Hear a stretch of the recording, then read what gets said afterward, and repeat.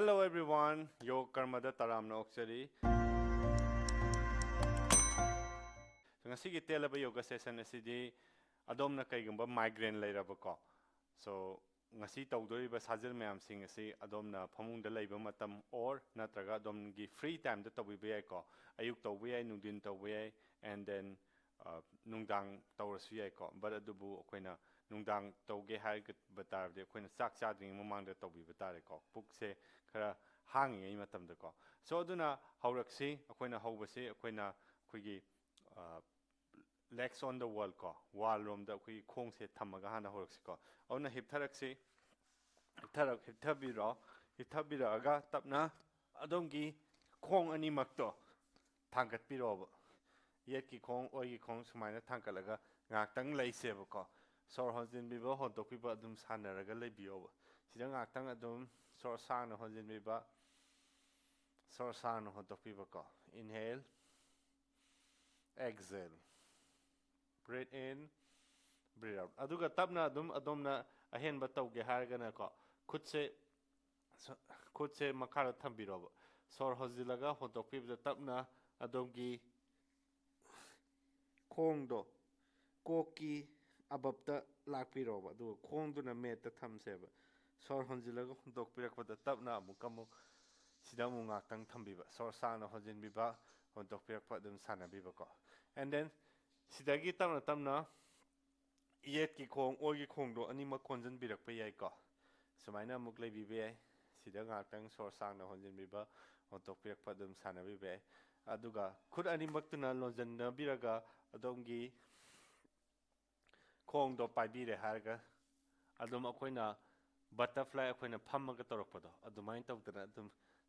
tawi su dum yai ko okay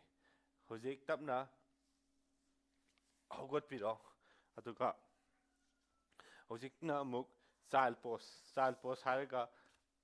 akoina bazarasan da hana phambirani sida phamani sida phambiraga tapna khutto sangna tingthokpirani aduga laibaktuna meta thambiroba sor sangna honjinbiba hondokpirakpa adum sanaraksi inhale exhale breathe in breathe out inhale exhale mukam tapna mung lakpiro hojikna muk yeki khong muk tingthoraksi aduga oigi khong muk tingthorakseba ko aduga nangan da hipthabiro long na hiptharaksi khoi long na hipthare ko long na hipthabiraga tapna yeki khong oigi khong do konjan biro ngasai khoina wall da lin tawdo aduga sabana na ko puk khutuna animak tulon janabira pukta thambiro sida ngaktang relax oina ngaktang tuminna sor sang na honjin biba sor sang na hotokpiba ko sor sang na honjin biba hotokpiba dum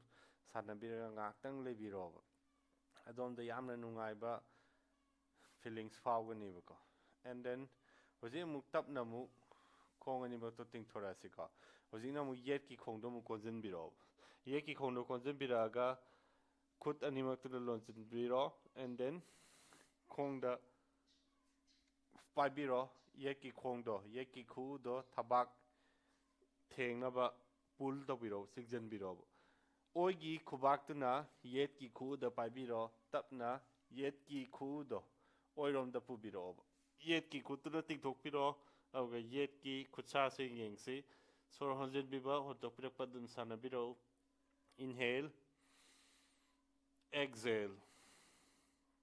breathe in breathe out inhale exhale tapna come back ko adugo mu yetki khongdo mu tingthokpiro hoji oigi khong mu konjala sebo oigi khong konjambiraga oigi khut ani makto lonjanabiro oigi khongdo paibiro oigi khu do yarim kai thabaki manakta pusanbiro sor sangna hojin birakpa hontokpirakpa dum sanaraksi inhale exhale breathe in breathe out inhale exhale hujina muk tapna yeki khutuna oigi khu da paibiro aduga oigi khu do yelom da pubiro khutto tingthokpiro mitna oigi khutsa singdu yengbiro sor honjin biba hontokpirakpa dum sanabiro inhale exhale breathe in and tapna oigi khong sumaya de puraksi aga tapna tikthok pigrobo oigi khongdom ka konjambiro yetlomda sepiro hakchang de ko audai oigi khut ki mateng lobiraga tapna khongai chalaga amuk phama aseba khongai chala phambirak pamatamda khuttu khu gi mathakta thamaksi sor sangna honjambirakpa hontokpirakpa sanaraksi khwang yang len tikhatpiro ko sor sangna honjambiraga adongi puktu yainka inthokpiro aduga sor sangna hontokpirakpada adongi puktu yainka sijalak ko and then slowly open your eyes mitapna pangthoroksi ko so masigi session asi adomna adom nungti gi tawbibi ai kemta kaide adomna tawbiba matamda yam hena nungaiba hakchangda ahongba purakaba ko adudi video si like toksensi aduga kanagumbi sajel tawningba soidana leramgani ko so moi gi damakta video si share soidana tawsi aduga kaigumba adomna nungti gi sajel tawningaba aduga hakchang si another level da transformation purakningaba ko so adu egadi aigi online class nungti gi tawi ayuktani slot ani legani pung 5 dei hora pung 3 ta loiba ma pung 3 khai dei hora ni pam khai da loiba ma ani sigi manungda ama hekta da yawba yagani ko so paw phawriak na ba gi damakta aigi link description da ai hapabani ko already masida dum paw phawbiro aduga hayeng degi adum yawsi ko natra ngasi de adum yawsi ko so aduna thangi video dum unarsi